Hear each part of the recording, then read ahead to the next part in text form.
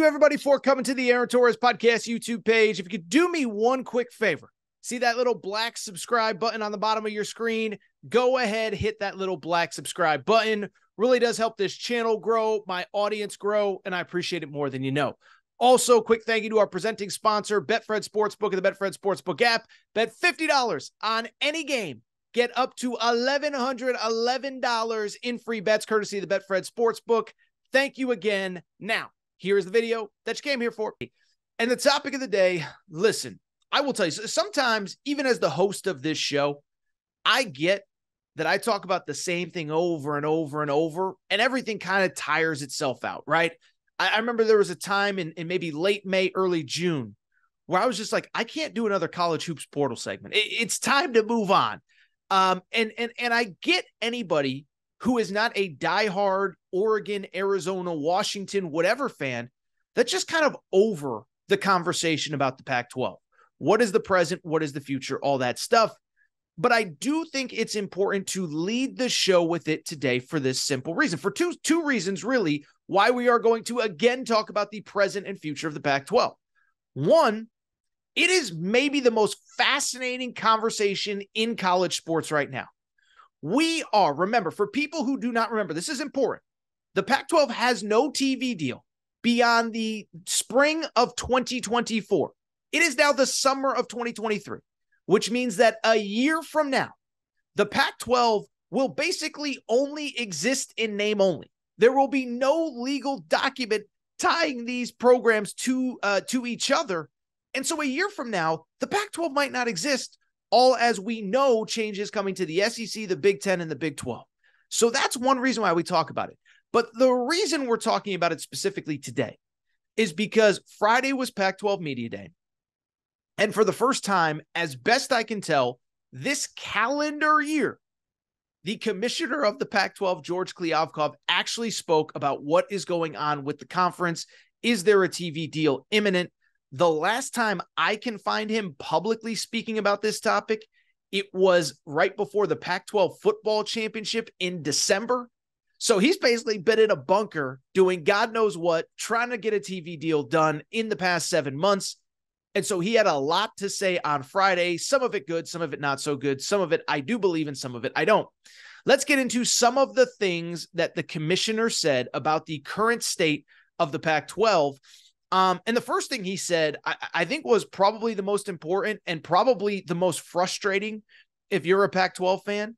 He was asked point blank to start Pac-12 Media Day.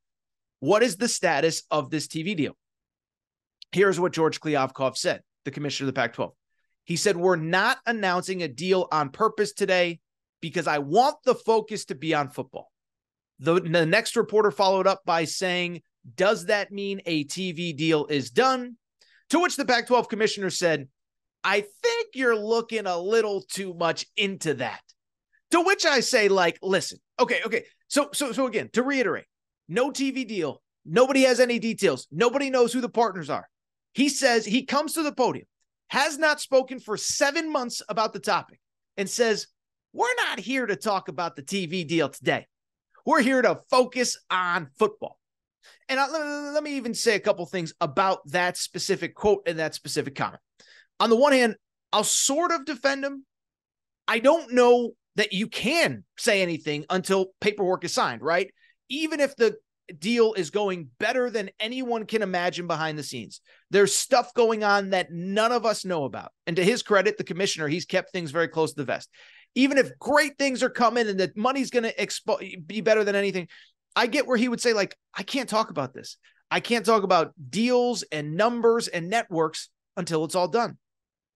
At the same time, what was frustrating to me and what I know was frustrating to Pac-12 fans across the West Coast portion of the country, you had 7 months to come up with some sort of explanation as to where we are with the TV deal.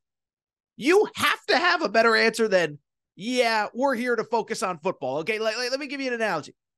Titanic, you've probably heard of it. It's a boat that sunk. Like, if you're the captain of the Titanic, you can't be talking about how great the steak and the ambiance is on the boat when the boat is sinking. That's essentially what the Pac-12 commissioner did on Friday afternoon. I get that there's only so much you can say. I get, by the way, that the football product is actually pretty good, which we'll talk about here momentarily. But at the same time, nobody cares about the football product. Nobody cares about the reigning Heisman Trophy winner playing for a school that isn't going to be in the conference a year from now. Nobody cares about how good Oregon or Washington or Utah will be this year if they won't be in a conference a year from now that we're currently talking about. And so I get that you can't say anything, but you got to come up with something better than we're focused on football. The whole reason most people were there was to get some sort of clarification on what is going on with the league, not just the football. You got to be better. You got to have something. From there, Klyavkov had some other interesting comments that I do want to discuss because, again, it just speaks to the uncertainty about this conference in the future. Next thing he said when he was pressed on the TV deal, this is what he said.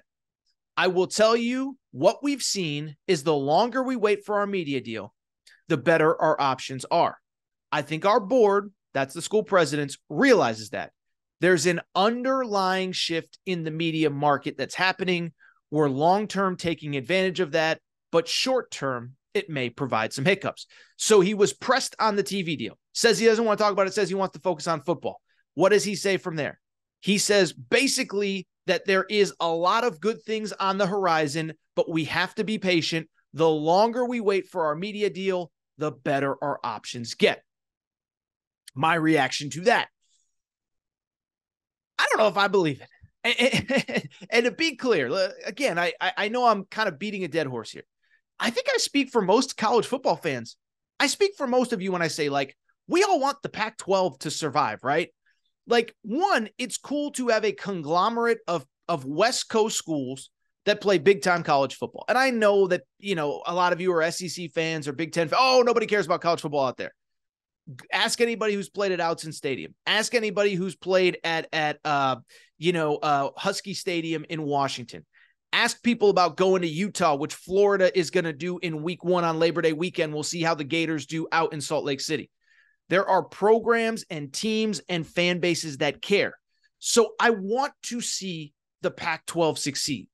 I hope that these miracle TV partners are coming to the table and we're going to have success. By the way, on top of those programs that I just mentioned, Arizona feels like it's on the way up with Jed Fish.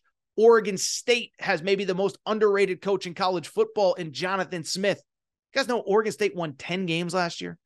But again, none of it ultimately matters if this TV deal doesn't get done.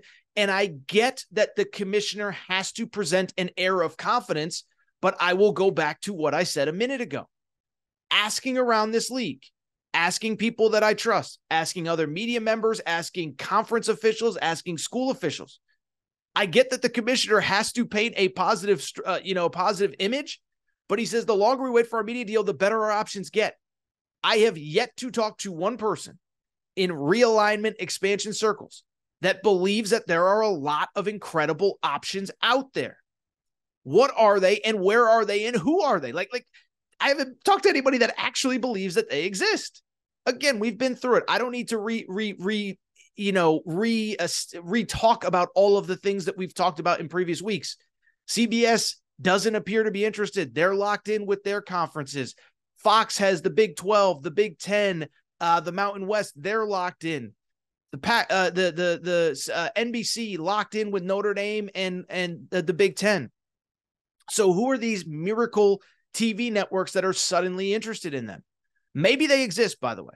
Maybe ESPN. I was talking to a buddy of mine about this on Saturday. Maybe ESPN kind of realized, listen, as great as the UFC is, as great as boxing is, we can't put together a great UFC card every single Saturday, and having the Pac-12 at, by the way, probably a discount price is better than having SportsCenter or reruns of 30 for 30 or Slam Ball or Team Tag or whatever they would put on at 11, 12, and 1 a.m. Eastern on Saturday nights in the fall. And so maybe that has happened. That is one thing I have never understood. ESPN has 3 networks to program for: ESPN, ESPN2, and ESPNU. And I've never understood where they think that they're content without putting any live football on after, basically 10:30 p.m., 11 p.m. Eastern on Saturdays. So maybe ESPN comes to the table. Maybe the streaming services now are interested. It's interesting. If you listen carefully to the words of the commissioner, he said, there are underlying shifts in the media market that are happening. We're long-term taking advantage of that. I will tell you the craziest TV media thing that is going on right now that some people believe. I'm not saying I believe. What do we always say on this show? I tell you what could happen, what should happen, what will happen. But sometimes there are rumors that are so juicy, you got to discuss. The rumor that is going around now, and it sounds crazy, and maybe it's false, and maybe it makes no sense, but it's coming from reputable people. Search for it on social media. Some people believe that all of these streaming services, with the writer's strike and the actor's strike, are starting to freak out about having new content, right? You pay all this money for Netflix. You pay all this money for Amazon. You pay all this money for Apple TV. You need stuff to watch on those networks, so you're not going to pay for it. And so the belief is maybe some of those streamers are starting to get nervous. Maybe they think signing up with a league or a conference or a sport is an option. Some of them obviously already have sports. Amazon has Thursday night NFL football. The MLS has, Apple TV has the MLS and Major League Baseball. So maybe that is it.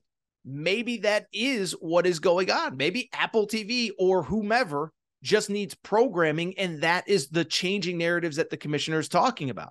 But again, until we see pen to paper, do we believe it? Is that something the presidents will sign off for? Is it enough money to get people to commit to a streaming service when everyone else, the Big Ten, the Big 10, the Big 12, and the SEC are going to be on linear TV? These are the questions that people are asking.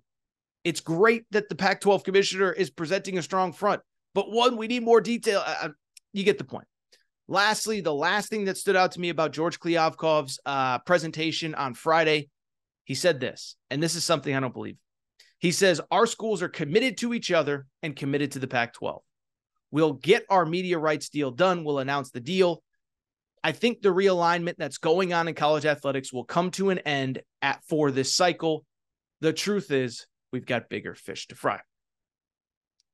Again, I hope he's right.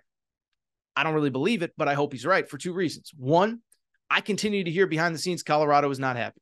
I continue to hear behind the scenes Colorado is ready to make a move. I continue to hear behind the scenes that Colorado is ready to go to the Big 12. This just a few weeks after the Big 12 commissioner, Brett Yormark, what did he say? Remember, we discussed it on this show. I'd be disappointed if we don't get to 14 members soon. Colorado seems like the most logical landing spot. Beyond that, it's just simple, economics, right? It's simple. It's any deal that you've ever agreed to, whether it's to buy a house, whether it's to get married, whether it's whatever. I get that the commissioner has to say these things. Our schools are committed to each other in the Pac-12. Well, the longer you go, the more days that pass without getting all 10 schools to sign a piece of paper, the more likely it is that they break off, the more likely it is that they look for other options, the more likely it is that they take advantage of other options. So this is all a long way of me saying, listen, I wish the Pac-12 nothing but the best. But until we get some sort of substantial report or rumor or whatever, that there is actually a bidder and a network and whomever actually interested in taking their inventory, I just don't know that I believe it. Commissioner said what he could. I think he should have come out a little bit stronger than we're here to talk about football. I get it. But until that happens, I think there's going to be concern, consternation from fans, from whatever, coaches. And I think schools are going to continue to look at other options. If I was George Kliavkov, I get you got to get the deal done. I get you got to get the numbers. But at the same time, longer you wait, the more these other schools are going to look around.